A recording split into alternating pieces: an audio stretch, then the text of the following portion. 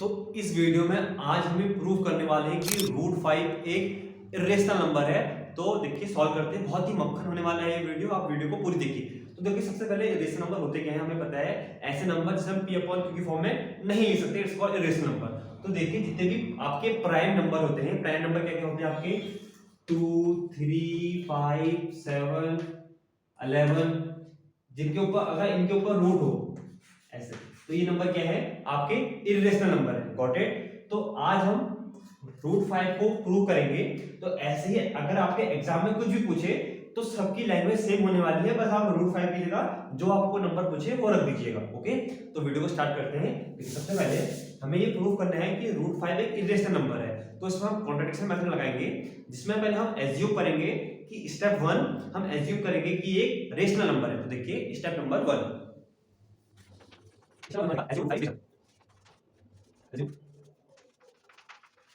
Assume कर ले कि रूट 5 एक रेशनल नंबर है। तो देखिए अगर कोई नंबर रेशनल होता है तो उसे हम p अपॉन q की फॉर्म में लिख सकते हैं, because a number which can be written in the form of p upon q it's called rational number. हम रूट 5 को लिख सकते हैं p अपॉन q की फॉर्म में, बिकॉज ये रेशनल नंबर मान लिया हमने। अब देखिए जहां हमारा p एंड q क्या है, एक को प्राइम इंटीजर है, where p and q are coprime और देखिए को प्राइम क्या होता है पहले ही समझते हैं। देखिए ऐसे नंबर जिनके कॉमन फैक्टर सिर्फ 1 होता है। देखिए मैं एग्जांपल से बताता हूं, अगर मैं 6 और 18 की बात करूं तो इनके कॉमन फैक्टर क्या होंगे। देखिए 6 को लिख सकता हूं मैं 2 into 3 और इसको लिख सकता हूं 2 into 3 into 3। अब देखिए इन दोनों में कॉमन फैक्टर क्या है, 2 है और 3 है, तो कॉमन फैक्टर क्या हो गया 2 और 3। बट कोप्राइम क्या होते हैं जिनका कॉमन फैक्टर सिर्फ 1 होता है। देखिए फॉर एग्जांपल 7 एंड 5, क्या लिख सकता हूं 7 into 1 एंड 5 into 1, तो कॉमन फैक्टर क्या है सिर्फ 1। तो ऐसे नंबर जिनका कॉमन फैक्टर सिर्फ 1 होता है इट इज कॉल्ड कोप्राइम। बस ये हमारा कोप्राइम जो है टर्म, ये आगे आपका बहुत काम आने वाला है, तो इसके इसको आप याद करके चलिए। ओके, कोप्राइम है तो स्टेप नंबर सेकंड में क्या करेंगे। सो हमारा स्टेप नंबर सेकंड आता है, स्टेप नंबर सेकंड में करेंगे हम square both side. Step number 2 रहेगा हमारा स्क्वायर बोथ साइड। देखिए बोथ साइड स्क्वायर करते हैं, तो ये हमारा है रूट 5, तो इसका स्क्वायर और यहां p अपॉन q का भी स्क्वायर। देखिए यहां स्क्वायर से रूट कट जाएगा तो 5 बचेगा और यहां दोनों का स्क्वायर हो जाएगा, यानी कि p square upon q square. अब देखिए तो q यहाँ मल्टीपल, यहाँ डिवाइड में वहां जाके मल्टीपल हो जाएगा, मल्टीप्लाई में आ जाएगा, तो 5q square is equal to p square.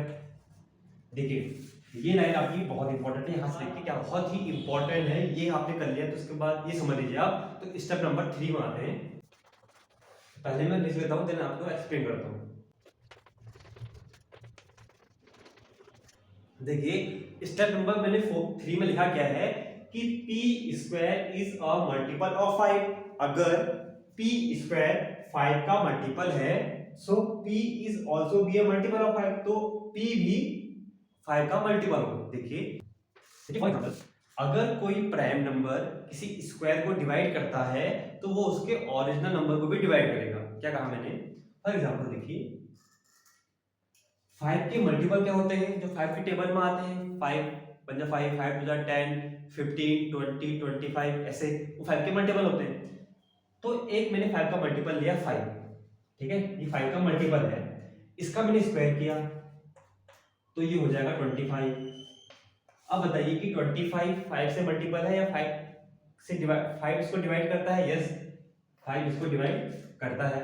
एक और मैंने लिया 5 का मल्टीपल 10, ओके 10 का स्क्वायर करूंगा तो 100। क्या 100 5 से डिवाइड होता है, होता है। या 5 का मल्टीपल है, बिल्कुल है। तो देखिए ये जो 5 है आपका, ये आपका ओरिजिनल नंबर, स्क्वायर करने पे जो नंबर बना वो 25, ये आपका स्क्वायर नंबर हो गया।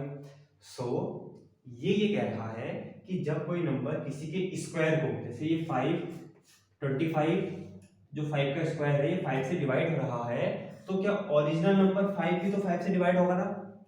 Got it. वैसे ही 10 ओरिजिनल नंबर, इसका स्क्वायर 100, क्या 100 5 से डिवाइड होता है, तो 10 भी तो 5 से डिवाइड होगा या 5 के मल्टीपल में आएगा। तो वही यहाँ लिखा है कि p square is a multiple of 5, p square is a multiple of 5, so p is also a multiple of 5, तो p भी क्या होगा, मल्टीपल होगा। Got it. देखिए जैसे मैं लिखूं इसके अलावा कोई नंबर लिखूं जो 5 का मल्टीपल नहीं होता, जैसे 5 का मल्टीपल 3 इसके मल्टीपल में नहीं आता, तो 3 आपका ओरिजिनल नंबर, इसका स्क्वायर कर दूं तो 9, क्या बताइए 9 5 से डिवाइड होता है, नहीं होता है, 5 से डिवाइड नहीं होता है। सो क्या सीखा हमने कि मल्टीपल, अगर 5 का मल्टीपल अगर 5 है उसका स्क्वायर, किसी नंबर का स्क्वायर 5 की टर्म में डिवाइड हो रहा है, स्क्वायर उसका स्क्वायर, तो वो ओरिजिनल नंबर भी 5 से डिवाइड होगा या उसका मल्टीपल होगा। गॉट इट, यही चीज यहाँ पर। ओके, आई होप कि समझ में आ गई होगी। तो देखिए सो यहाँ से हम ऐसे क्या कर सकते हैं, स्टेप नंबर 3 से सो हम लेट कर सकते हैं, लेट p की वैल्यू है 5, देखिए p मल्टीपल ऑफ 5, किसके, एक मल्टीपल चाहिए हमें, तो लेट सपोज मैं एक वेरिएबल लेता हूँ k, यानी कि जो p है वो इसका मल्टीपल है इससे, तो मैं 5k मान लेता हूँ लेट करके। ओके, लेट 5k मान लेता हूँ। अब देखिए अगर इसको मैं इक्वेशन 1 मान लूँ, तो जो p की वैल्यू है मैं इस पे पुट करता हूँ, p की जगह p की वैल्यू यहाँ पुट कर देता हूँ, तो देखिए 5q की जगह 5q स्क्वायर, p की जगह क्या है 5 के रख देता हूँ, बट p स्क्वायर में है तो जो वैल्यू आएगी वो भी स्क्वायर में हो जाएगी। यहां लिख सकते हैं हम फ्रॉम इक्वेशन 2। ओके, अब देखिए यहां से क्या होगा, 5q स्क्वायर, 5 का स्क्वायर 25, k का square k square, 25 k square, जो ये हमारा आया 5 का स्क्वायर 25, k का स्क्वायर k स्क्वायर, सो 5 यहाँ मल्टीपल में आ जाएगा, डिवाइड हो जाएगा तो ये कट जाएगा इससे, तो 5 आ जाएगा, तो यहाँ क्या बचेगा q square is equal to 5k। देखिए इक्वेशन नंबर 2, ये रही इक्वेशन 1, ये रही इक्वेशन 2। यहाँ p स्क्वायर की वैल्यू है 5q, यहाँ q स्क्वायर की वैल्यू 5k। तो जो मैंने यहाँ लिखा कि अगर q square is a multiple of 5, so it means q is also multiple of 5। यही लाइन आपको यहाँ लिख देनी है, बस p की जगह q लिखना। अब देखिए सेम ये हो गया। अब देखिए स्टेप नंबर 4, स्टेप नंबर 4 से हमें क्या पता चला कि q, p और q के मल्टीपल क्या है 5, इनके कॉमन फैक्टर क्या आ गए हैं 5 आ चुके हैं, बट हमने एज्यूम ये किया था कि ये कोप्राइम है, यानी कि होना कितना चाहिए था 1 होना चाहिए था, लेकिन आए कितने कॉमन फैक्टर 5 आ रखा है, 1 तो आया नहीं, तो इसका मतलब जो हमने एज्यूम किया था वो रॉन्ग हो चुका है। तो पहले मैं लिख लेता हूँ।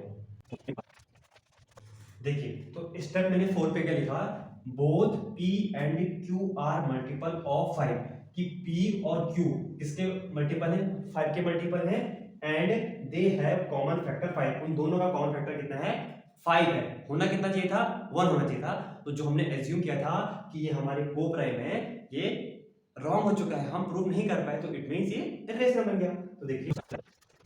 तो देखिए स्टेप नंबर हमारा 5 क्या हुआ, आवर अजम्पशन वाज रॉन्ग, हमने जो एज्यूम किया था कि ये कोप्राइम है ये रॉन्ग हो चुकी है, so it means therefore root 5 is an irrational number, ये हेंस प्रूव हो चुका है।